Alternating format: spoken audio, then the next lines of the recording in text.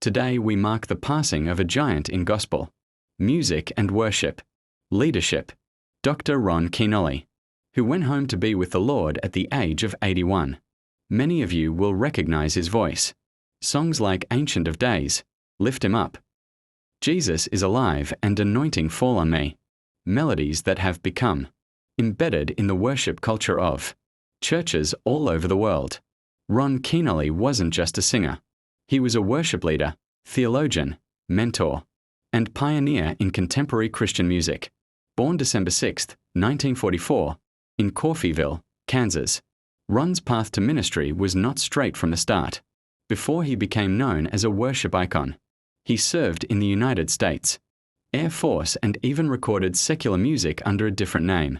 But in the early 1980s, the Lord began redirecting his life toward full-time worship ministry. His breakthrough came with the 1992 album Lift 'Em Up, which became one of the fastest-selling worship records of its time.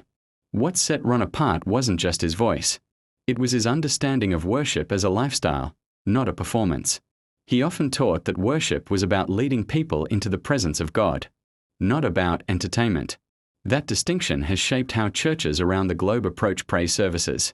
One thing many people forget is that Ron Kenoly was highly educated, holding degrees in music, theology, and ministry. His life reflected both passion and discipline, heart and doctrine.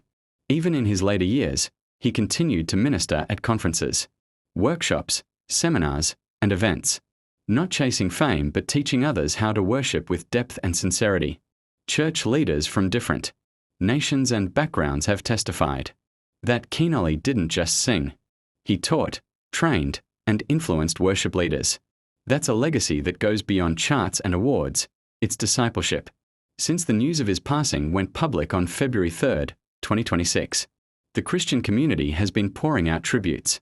Leaders like Nathaniel Bassey, Dunsin Oyekan, and others have publicly thanked God for Kenoly's impact on their ministries. Bishop Wale O'Kay described him as a true worshipper, a vessel of grace, and highlighted the profound presence of God that seemed to follow wherever Kenoly ministered. These tributes remind us that the influence of Ron Kenoly is not just in nostalgic memories.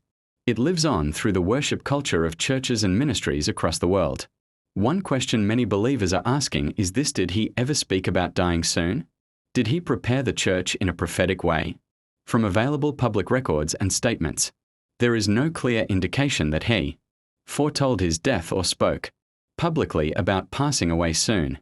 What we do see is a man who lived with intention, reflecting a life fully surrendered to God. In fact, shortly before his death, he shared reflections of gratitude, acknowledging decades of ministry and the global reach of worship that flowed from his life. This is a powerful reminder. Sometimes the greatest spiritual preparation is simply living faithfully to the end, not prophesying specific dates, but walking in obedience and worship until the day you see Jesus face to face. Ron Kenoly's influence wasn't limited to the American church alone. His songs became staples in African worship, Asian praise gatherings, European services, and Latin American congregations alike. For tens of millions around the world, sing out. And Ancient of Days are not just songs. They are spiritual experiences that have carried people through storms, tribulations, breakthroughs, and celebrations.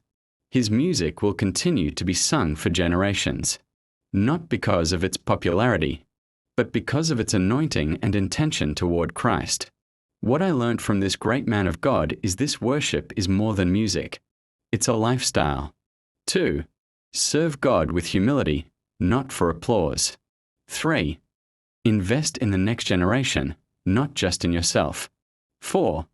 Live faithfully until the last breath.